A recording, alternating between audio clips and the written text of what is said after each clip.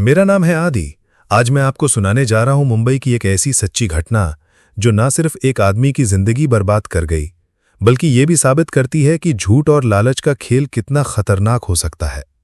एक औरत, एक टूटा हुआ रिश्ता और बदले की आग में रचा गया एक ऐसा षड्यंत्र जिसमें एक बेगुनाह को झूठे बलात्कार के केस में फंसा दिया गया।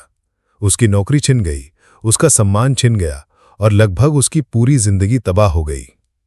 कहानी की शुरुआत होती है मुंबई से, जहां डॉली कोटक नाम की एक महिला एक प्राइवेट बैंक में काम करती थी। यहीं उसकी मुलाकात होती है एक आईटी प्रोफेशनल से। पहले हल्की फुल्की दोस्ती, फिर बातें और धीरे धीरे ये रिश्ता प्यार में बदल गया। दोनों की नज़दीकियां बढ़ीं, भविष्य के सपने, साथ जीने मरने के वादे, लेकिन समय के साथ रिश्ते में दरारें आने लगीं। कभी छोटी छोटी बातों पर झगड़े तो कभी एक दूसरे पर शक। आखिरकार ये रिश्ता टूट गया, लेकिन ये टूटना सिर्फ अलगाव नहीं था, ये खतरनाक खेल की शुरुआत थी। ब्रेकअप के बाद डॉली ने अपने भाई सागर को साथ मिलाया। सागर कोई साफ सुथरा इंसान नहीं था, उस पर पहले से ही पॉक्सो का केस चल रहा था और वो जमानत पर बाहर था। दोनों ने एक प्लान बनाया। पहले पीड़ित की निजी जानकारी निकालो, फिर उसे धमकाओ और अंत में उससे मोटी रकम वसूलो। डॉली ने चालाकी से पीड़ित का ईमेल हैक कर लिया और उसमें अपना मोबाइल नंबर लिंक कर लिया। इससे उसे हर मेल, हर नोटिफिकेशन और यहां तक कि लोकेशन ट्रैकिंग की सुविधा मिल गई। करीब 1 साल तक वो उसकी हर गतिविधि पर नजर रखती रही। कब, कहां गया, कितना खर्च किया, किससे मिला। उसके लैपटॉप और सोशल मीडिया अकाउंट से निजी तस्वीरें और पर्सनल डेटा चुरा लिया। मई 2024 में धमकियों का सिलसिला शुरू हुआ।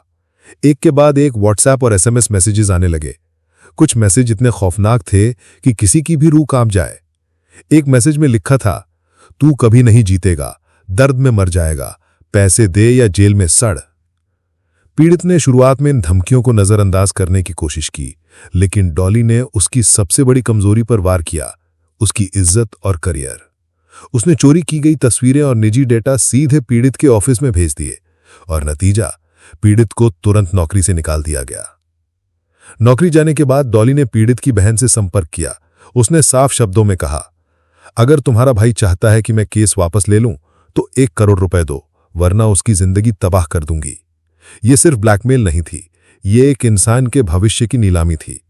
अपने प्लान को अंजाम तक पहुंचाने के लिए डॉली ने झूठा रेप केस दर्ज कराया। पुलिस ने पीड़ित को गिरफ्तार कर लिया और वो जेल चला गया।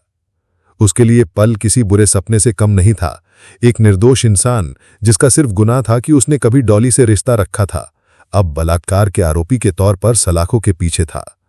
लेकिन पीड़ित ने हार नहीं मानी। जेल से बाहर आते ही उसने सीधे मजिस्ट्रेट से गुहार लगाई।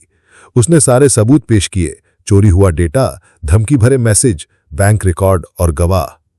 मजिस्ट्रेट ने सारा मामला समझा और चरको पुलिस को आदेश दिया कि इस पूरे षड्यंत्र की गहराई से जांच की जाए। जांच के बाद सच सामने आ गया।